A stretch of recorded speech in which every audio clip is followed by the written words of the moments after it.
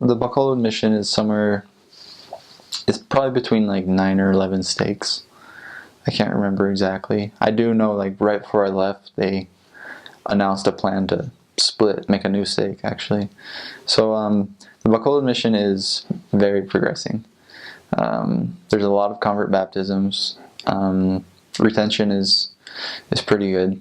The Bacolod mission is on an island, so it's not a full island. The mission boundaries. The mission boundaries are basically Negros Occidental minus San Carlos and Escalante they're in the northern part of the island. So the island, the mission doesn't include Oriental, Negros Oriental. It's just Negros Occidental. It's pretty small. It's one of the smaller missions in the Philippines. I don't know if it's like the smallest or like the second smallest mission. There might be smaller missions like in Quezon or Manila. The nearest temple is Cebu. That's the temple that all the members go to. It's just like a ferry ride away. So it's pretty close, but most wards will have like a temple trip or two a year. So I started my mission in Cadiz. Cadiz was it's a very strong ward. Lots of members. I remember, at least while I was still there, every Sunday the sacrament hall would be packed. People would stand, we'd have to go get extra chairs. So really high attendance. That was also happened to be during the hurricane, the typhoon that caused a lot of destruction over there. So humanitarian service is a big part of the church in the Philippines because there's always natural disasters. The second area was Sagay. That was also a pretty strong ward. It's north of Cadiz. My third area was Tapi. Now this was actually probably the smallest place I served. It was a ward, but just barely. Like it had just barely become a ward before I got there. Tapi was pretty secluded. Like it's part of Cabancalan City, which is the second biggest city in Negros, but it's way far away from that. It's up in the mountains pretty far. So I really like that area. My next area was Victorias. Victorias was like the capital of sugar, because Negros Occidental is the sugar capital of the Philippines. They call it like the sugar bowl of the Philippines. And Victorias was like one of the centers within Negros, so just lots of sugar fields. That was definitely the main industry there. Big sugar factory. Like you'd walk down the streets and it smells sweet in the air. You can smell sugar. That was nice.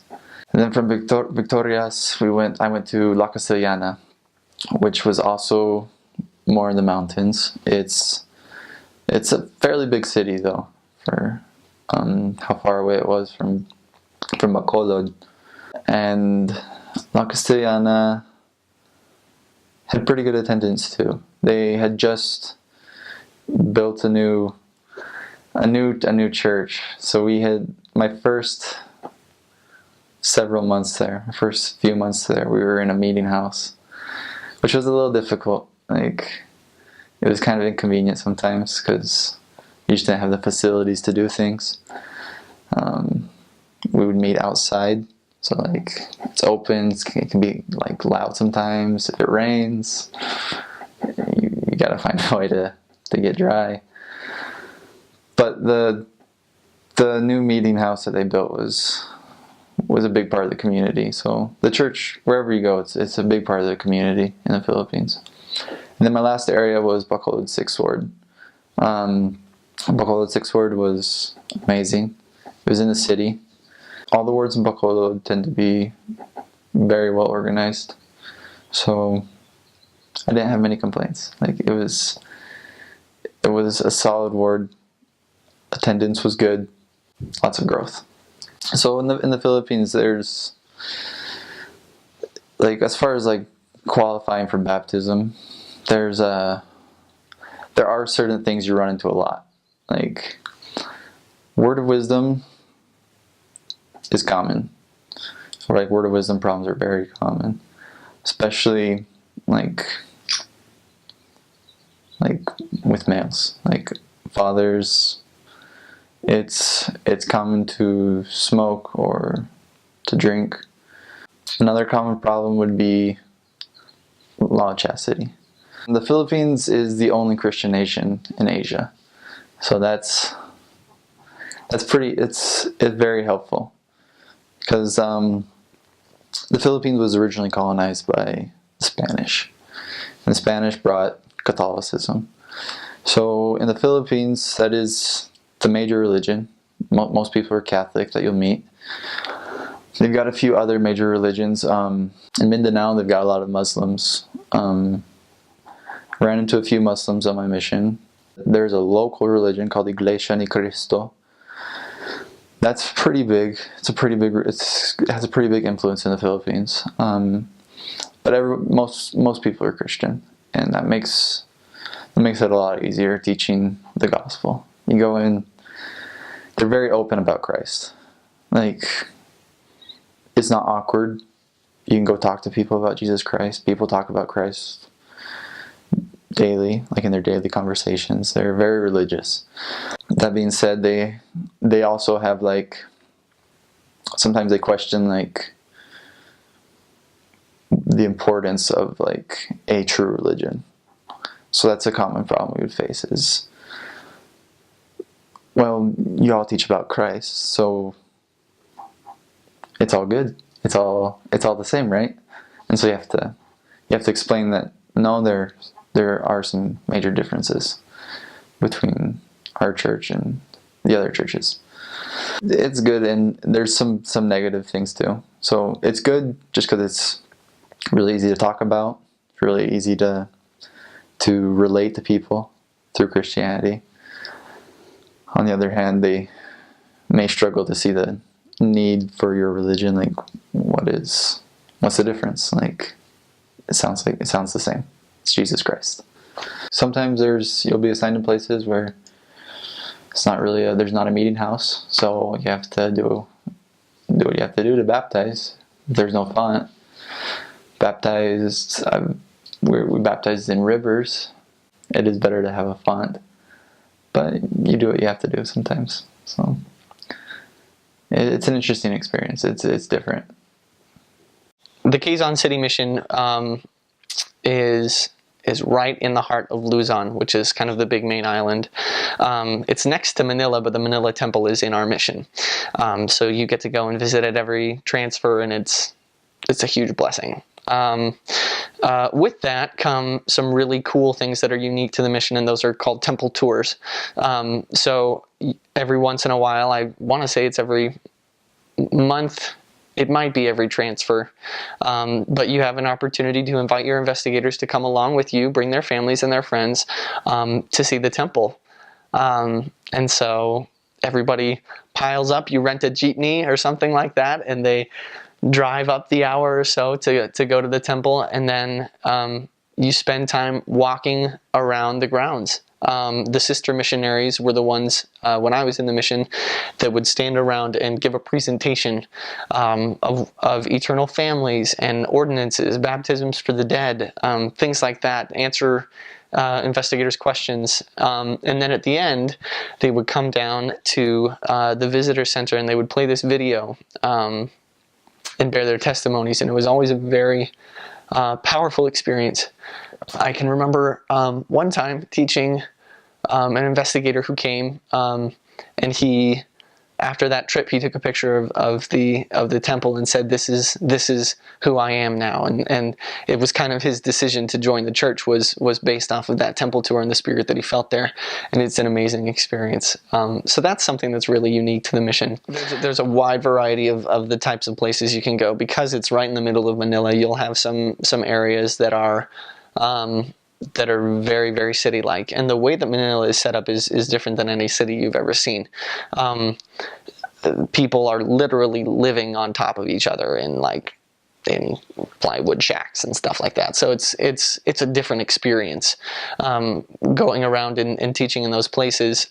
Nearly everyone speaks Tagalog. That's the language that just about everybody speaks. You'll bump into a couple of people that speak Visaya or Kapampangan or stuff like that, but for the most part, you're going to talk Tagalog to just about everybody. If you go into what's called the Bukid, or like the more rural areas, then there will be a couple of people that will speak Visaya a little bit more, but for the most part, it's Tagalog. So study up well. The steak sizes are all very different as far as they go. You've got some great steaks and some great wards. And then in some of the more rural areas, you have some really great branches with some of the most fantastic members that you've ever known. I remember, again, on this island of Mindoro, they have a ward, but they also have some farther areas where they have these little branches with maybe 25 to 30 members. At least that's what it was like when I was there, and it was just so cool. It was the coolest place because, at least on this island, it's an island and you're living on the coast. We did have an opportunity to baptize in the ocean, and that was a really neat experience for me. But at the same time, just because you can baptize in the ocean does not mean that you always should baptize in the ocean. I remember one time, this was the one time that I got to baptize in the ocean. We were baptizing a little girl who, maybe 10 years old or so, part of this family that we were baptizing, and she was terrified of these huge waves coming in, and so here we are trying to have this reverent, beautiful scene, where we're baptizing her in the ocean, and she's screaming and be like, "Oh, don't drown me," It was great. So we just said the ordinance words and then kind of walked out and then just dunked her. It worked. It was fine, but it was, maybe not the most ideal. So just know, unless you know it's going to be a very calm and a very peaceful day, baptize him in a font. It's just better for everyone. When I was there was 11 zones, 7 of which were stakes and the others were districts. There are, some of the stakes have mostly wards and then 1 or 2 branches that are still growing. Growth is really going good. One of the stakes actually might have gotten split by now, so there might be 12 zones, but it was about to split when I was there. It is kind of the central part of Luzon, which is the North Island of the Philippines. It has a lot of inland area, which is a lot of rice fields and a lot of just kind of nice mellow places on the inside, and then it's got a coastal line as well. The coastal line goes pretty far up the coast, even though the mission is kind of central. It goes up the coast because and the reason for that is because there's a mountain range right there, and they can't access that coastal line from the other missions. You have to go down to our mission and up, and so that's included in there. So it's a little funny shape, but it's pretty cool. Like I said, there's lots of growth in the church. The mission grew, I think, by 30 to 50% when I was there. So I don't know what it is now, but it was growing a lot, and we had a lot of missionaries, a lot of good work. In the Philippines, the main language is Tagalog, but because of where it's located Angeles kind of dips into Pampanga, which is one of the provinces there. So they do speak Kapampangan also, but you won't have to learn that because everybody speaks Tagalog and it's pretty easy. And then in the northern part, it's a little bit more rare, but they do speak Ilocano as well. We learned those just for fun, just like catchphrases, "Hi, how are you?" It makes the people feel a little bit more endeared when you're not just learning their national language, but when you're learning their actual dialect as well. So we would try to learn just catchphrases like that. We'd never teach a whole lesson in it because it's too hard and it's a lot older language. However, they do provide Books of Mormon in both of those languages, so you'll be able to pass those out and give those to the people in their native language if they so desire. A lot of times though, the Kapampangan and Ilocano both, the Book of Mormon is very old. It's a very old language, and a lot of their modern words are slang now. So a lot of times they have a harder time understanding that. And even sometimes with Tagalog, you'll see like there are words that used in the gospel, things like atonement and stuff that they don't really understand. And so you'll have to explain that in the language to them. And sometimes they're even more familiar with the English terms than they are the Tagalog terms. So it'll be a fun experience. So for Baguio mission, the boundaries start in La Union or Agoo, and actually a little bit lower than Agoo. I think we have Sisin, which is kind of a part of Dagupan, I believe, and it goes all the way up north to Narvacan, and it branches. I believe that's east to Abra, or one of the areas that are over there is Bangued. And then it also covers up east into the mountains of Baguio, and that covers the Benguet area and La Trinidad.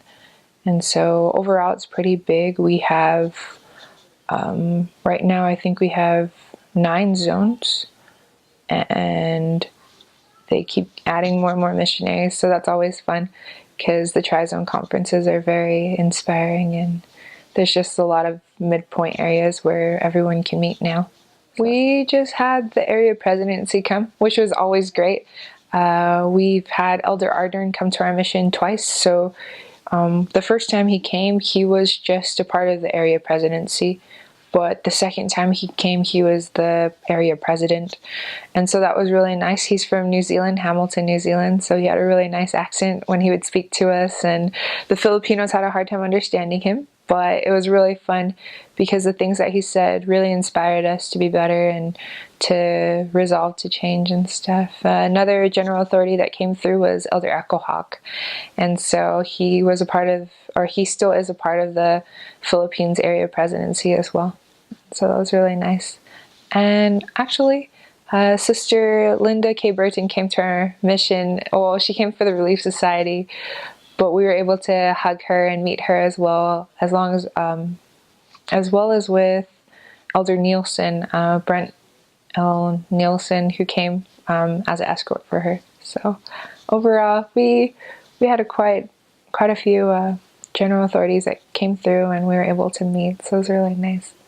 So the Cauayan City, Philippines mission is unique in that it does have what the Filipinos claim to be the 8th wonder of the world, which is Banaue Rice Terraces. It's a very popular place to go visit on P days if you have a chance. It's beautiful, especially Batat. If you ever go to Batat, one of the best looking places in the world.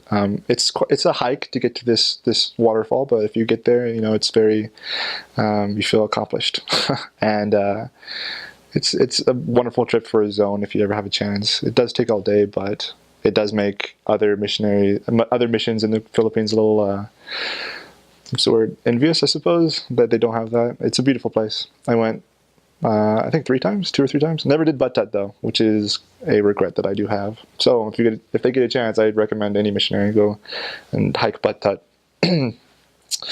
Cauayan mission is interesting. I love it. Most missionaries will say that their mission is the best in the world. I think that's biased, and I do think my mission was great. I love nearly every aspect of my mission, from the food to the people to the culture to the individual areas. But one thing about the Cauayan mission is that there's not very many cities. It's not very metropolitan. It's very rural. You have a lot of either rice fields, which are called bukids, or you have a lot of cornfields. They call it maize, which is corn. And so most of the time when you're walking from house to house, you either get, empty lots, or you get just a long, as far as I can see, field of grass or corn. It's kind of pristine. It's beautiful in its own way. I love that. I really miss that. You don't get that here at all. And on the opposite end of these fields are these beautiful mountains at certain points, and it's mountainous. It's a mountainous region. Most people won't think it is, but it very much so is. What else? They have these native monkeys that are kind of interesting every once in a while. They're rare to see, but when you see one, they're kind of fun. I wouldn't recommend you play with one, but they are. I mean, you don't have any monkeys here. They're just are like squirrels that they just jump around. But that's interesting. I love that. I love it's very lush in certain parts of the Philippines with the weather. It's tropical, beautiful, very beautiful. There is no ocean, so it's right next to the coast, but there's a mountain range blocking the mission from the ocean. So you're close to the ocean, that beautiful view, but you never see it. Never saw the ocean until I got off my mission, which is not a bad thing. I was never, you don't have that temptation of being like, oh, I just want to go to the beach. But they do have beautiful spots because it is very rural. It's very, out in the country, which I really loved. You don't get a lot of that in America. Well, most of us don't. And so it's kind of kept from the, what's the word? From the world in a way. It's kind of encapsulated in its own little way. You do have a lot of people. You have people setting up shanty homes all over the place, but for the most part, it's beautiful. Something that surprised me about the church in the Philippines is how involved the members are in missionary work. They're so involved. I remember like having so many people volunteering to work with us after church one day that we were like, oh yeah, that'd be great. Sure. And then it was just like so many people. Anyway, we were visiting people, and everyone's like has their Book of Mormons and scriptures, and then we get to one house, and across the street we see another group of young women and young men from the church, and they were tracting too, like by themselves. I just heard on the other side of the street, "Hi, we're missionaries from the Church of Jesus Christ of Latter-day Saints," and I was like, I was so happy to see that because they're just so enthusiastic. They're so humble to do that, and so yeah, people are always willing to work with you and help you. That's really such a blessing. As far as history, I don't know a lot, but I think Cebu Mission was one of the first missions in the Philippines. There was like Manila and Cebu, and then it kept splitting. So right now, Cebu Mission consists of Cebu Island, part of Cebu Island, and then Siquijor Island and Negros Oriental and a little bit of Occidental. And then there's Cebu East Mission, and that's the other half of Cebu, Bohol and Camotes Island, I think. So while I was there, it was all of those islands was my mission. And then it got split into Cebu and Cebu East. So what I think is unique about Cebu Mission is the Cebuano people. I think there's something so just inherently good about the Cebuano people, the Bisaya people in general. They're so humble. They love their culture, they love their country, and they love it when foreigners adapt their culture and learn their language.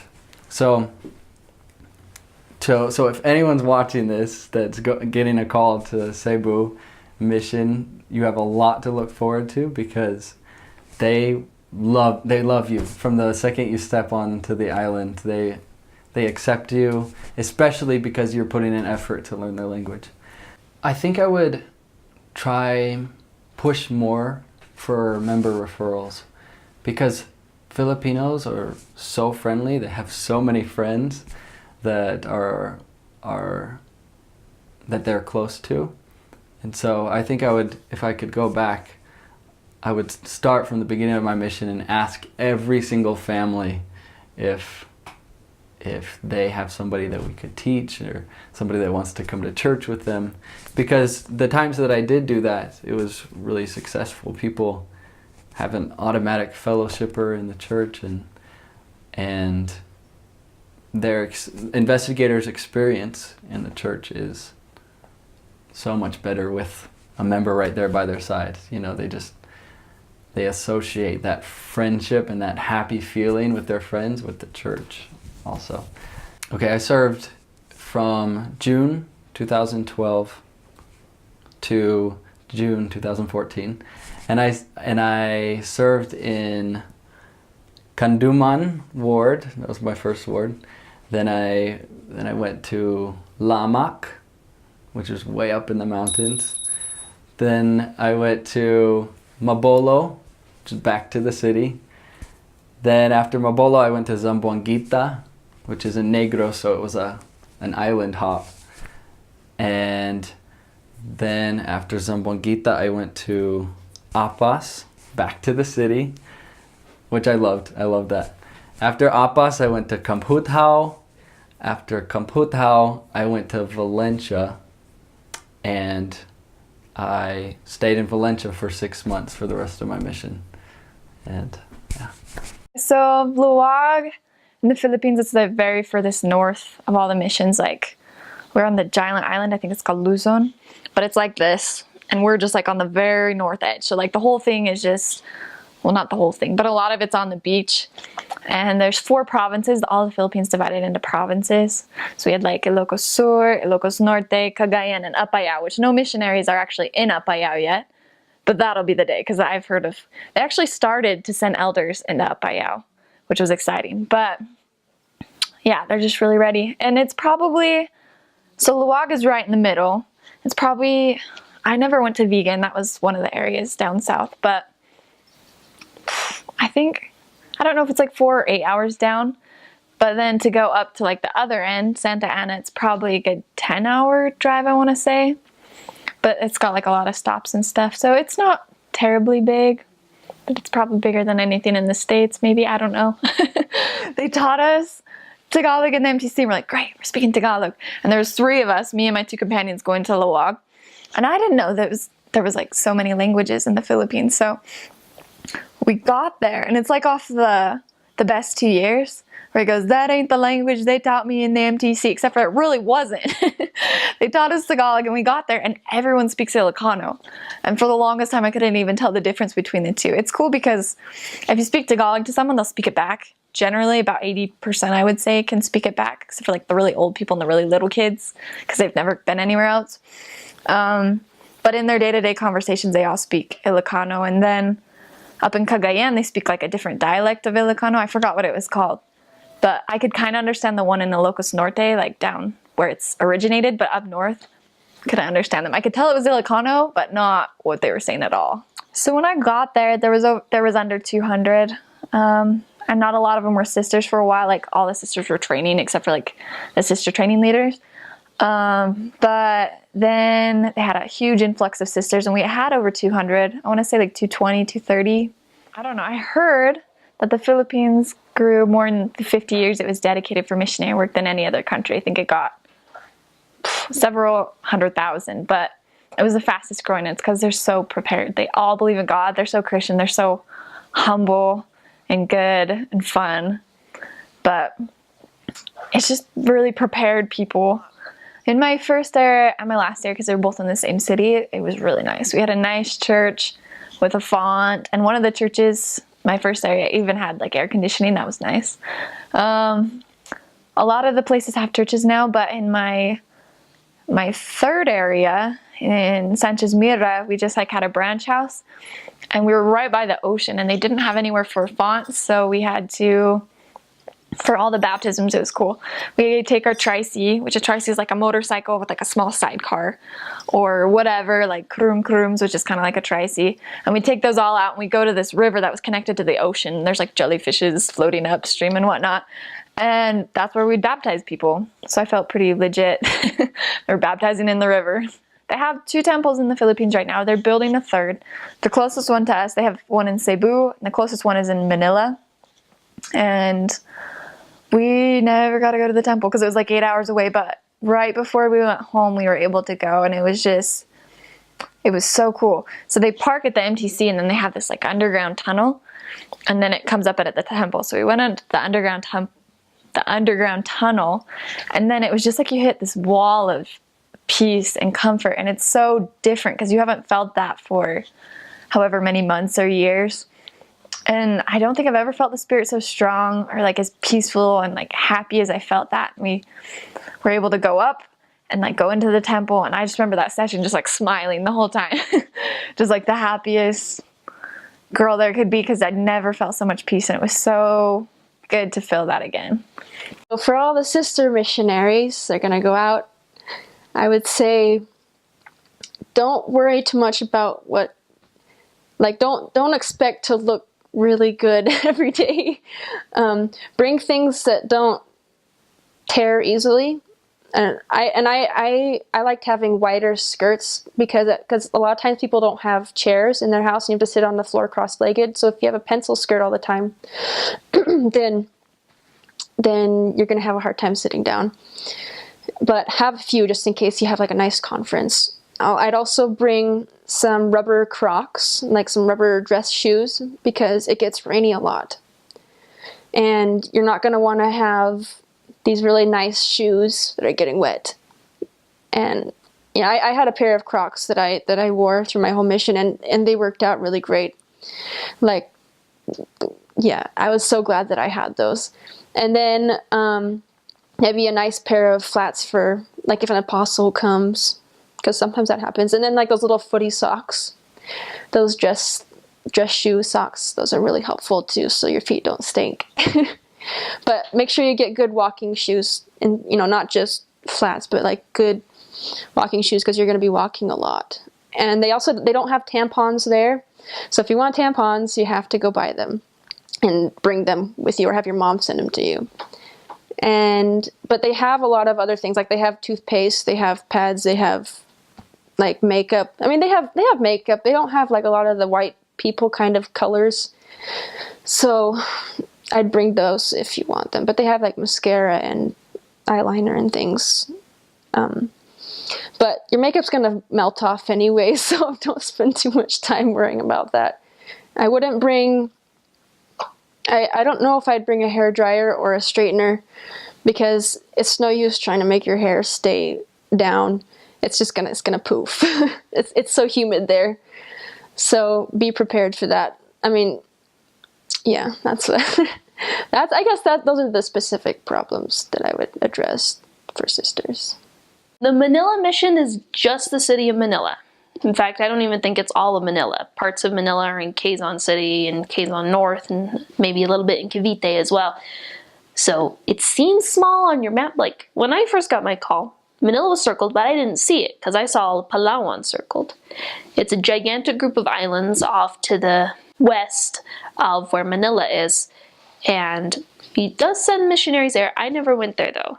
There's only about, I think at the time I was there, there was only about like 6 to 10 sisters there at any given time out of 200 missionaries. And like half of them were sisters because I went right after Monson changed the age. There'll probably be more elders when you go, but so there weren't very many sisters on Palawan, so I never got a chance to go there. That was all countryside, rural, takes like an hour to walk to the next house type of place. I never got to go there. I just stayed in Manila, and if you open your call, it's like, it's got Palawan circled, and you think that's your mission because Manila is just a teeny little speck that's just circled like this big, and you can't see it. And then when you look it up, you're like, Manila is so not in the place that I circled. Oh, that's circled too. So you're like thinking, oh, I'm totally gonna go to Palawan, but you don't. And it's fine if you don't, because the Lord needs you where He needs you. And Manila is just very city. There's hardly any like rural-ish areas. There's hardly even any empty lots.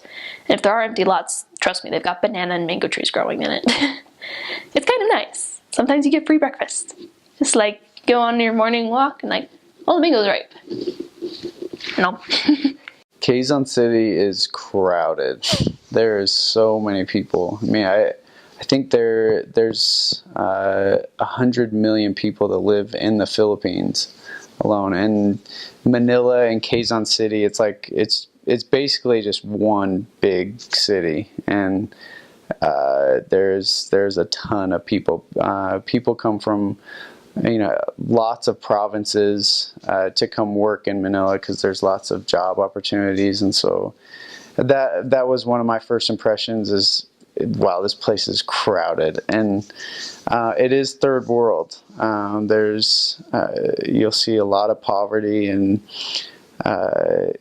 you'll see stuff and you'll smell stuff that you've never smelled before. And that can be a little bit frightening. But what was amazing to me is some of the houses you'd walk in and some of the things you'd see.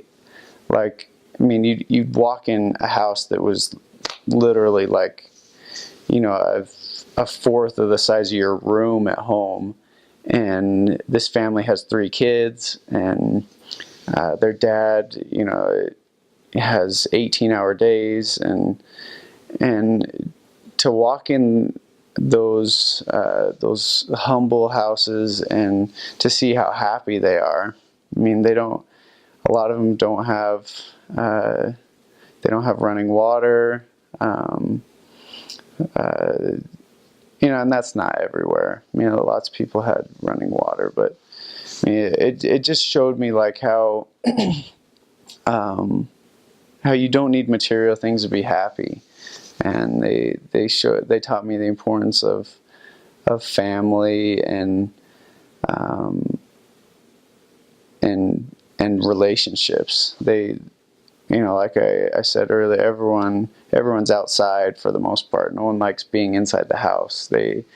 They're such a friendly people that, everyone in their neighborhood they know. And if you sometimes you'll get a referral, or you'll get one of the members will tell you to go visit someone, and you just start asking around. Everyone knows everyone, and they'll point you in a direction, and they're just happy people. And I'm jealous of anyone that's going over there, because it is an adjustment. It's a different life, but you'll learn so much just from being around the people. Some other interesting facts: get used to rice. You'll eat rice sometimes 3 times a day. But I love the food. The Filipinos are such good cooks. That's one thing I was really worried about, is the food, but I learned to love the food. And most of my companions knew how to cook, and they would cook these big lunches with all sorts of vegetables and pork and chicken, and these really they pretty much make, it's called ulam, and they make different ulams, which is like, it's like a soup that they just put on rice, and I guess that's like the best way to describe it. But if you don't like rice, they have big stores like Walmart that, they don't have Walmart over there, but it's stores like that you can get American stuff if you don't like the food. But lots of members will cook for you, and you go in these houses and they want to give you, they want to buy you a Sprite, they want to buy you some crackers. Like, they feel like they have to serve you, which was pretty humbling. Like, you walk in these small houses and they want to serve you. Some other facts. I think it rains every day, and it pours, and so you got to have an umbrella. And it's not just if you're outside for 5 minutes, you're completely soaked if you don't have an umbrella. A couple times I forgot my umbrella, or my umbrella broke, and I was soaked head to toe. I hate thunder and lightning, and the thunder and lightning is crazy over there. Like, the thunderstorms will wake you up at night because it's just like so loud. But that was pretty cool too. So Quezon City North Mission was formed in 2011, so it's a fairly new mission. So I had the first ever mission president in the Quezon City North Mission, President Sperry. It's a really small mission. The whole mission is about 30 square miles. So if there were no traffic, you could get across that thing pretty quick. But there's traffic. So really small. All the areas are really small. It's one of the few missions in the Philippines that is a purely Tagalog mission. Most missions have multiple languages in them. It is on the island of Luzon, which is the biggest island in the Philippines.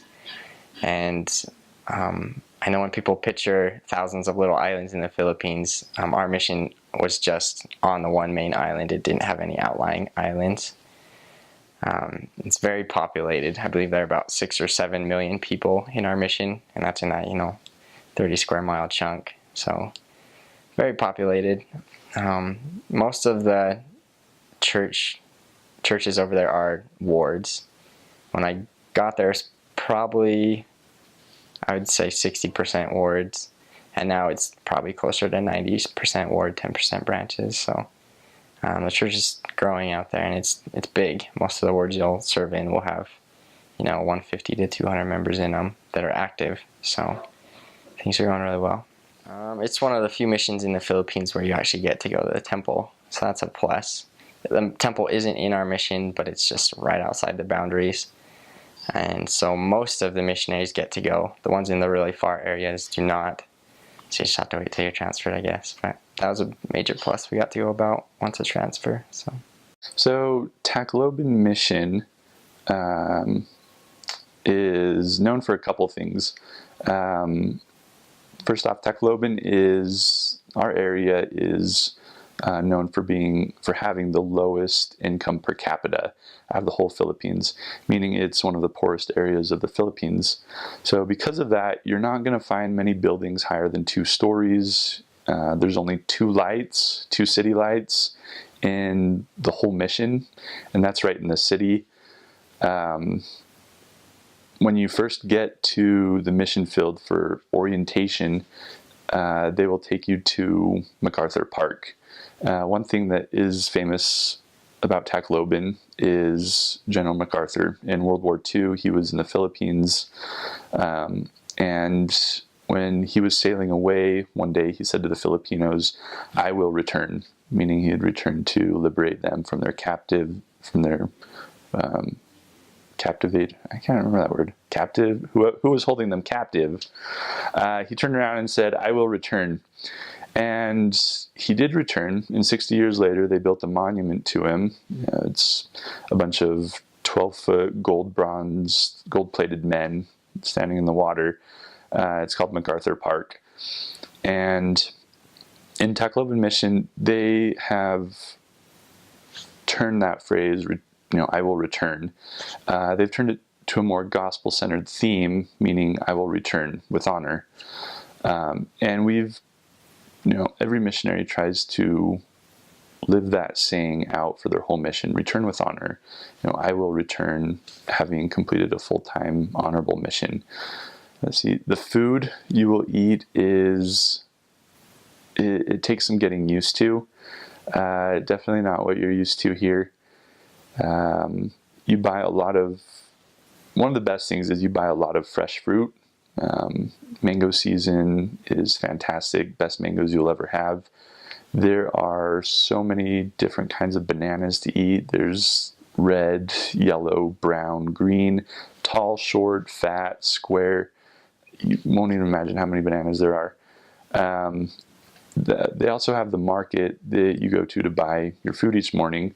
It does take some getting used to. If you get there early enough, you can see some of the animals being slaughtered on the tables and cut up into little squares, and that's what you buy for your meat. And it's just sitting out on a table. The people have small fans that they swat flies away with. And if you're new, you first see that and you say, "There's no way I'm going to eat that." But when you're getting fed that food by members, you get used to it, and that's the goal. Hopefully, you get used to it, and it becomes easier to eat. The culture, people are just naturally friendly there. if you're white, you're going to stick out like a sore thumb. They'll notice that. Usually they'll yell out, "Hey Joe," which I guess that originates back to World War II in terms of G.I. Joe. I guess the typical army guy, when they had their presence in the Philippines, Filipinos just recognized the army guys as G.I. Joes, and they would just call them as Joes, and I guess that tradition has stuck. So you'll be walking down the street and Filipinos will yell out, "Hey Joe," which actually presented a lot of interesting, it presented opportunities to go talk to them. We'd go up and we'd kind of make fun out of it. We'd just point at our name tags and say, "Can you read this for us?" They'd read our names and we'd say, that's not our name. Joe isn't our name. It's not there. So we'd introduce, that we were elders, what our purpose was, and we were able to find a lot of opportunities out of that. Filipinos are also very forward. They're very blunt. They're not afraid to say something about your features or if you've done something. So in one of my areas when I first got there, one of the members came up and said, "Elder, you have a really big nose. Like, it is huge." And my whole time there, they would never let me forget that I had a big nose. I mean, I don't think it's that bad, but they did. But it was all in good fun, I feel like. Driving, getting around will take some getting used to. They don't really have traffic laws there. And I mentioned they only have 2 stoplights in the whole mission. Really, the public transportation is a jeepney or a bus. And once you get inside, drivers will go as fast as they can down the road until someone tells them to stop. They will also pack them clear full with people. As long as they get their money, they don't care how comfortable you are. So some of my fondest memories that I have were, hanging out of a bus because there wasn't room inside. That's an exhilarating feeling, hanging out of a bus going, 70 or 80 kilometers an hour down the road. And if there's not room hanging out the outside or inside the bus, then we would just climb on top of the bus and just hang out with the livestock that was put up there. And it was actually really fun. I preferred up there more than inside the bus. But according to your mission, they might not allow that. But we did the chivalrous thing and offered our seats to other people first. But mostly because we wanted to sit on top of the bus.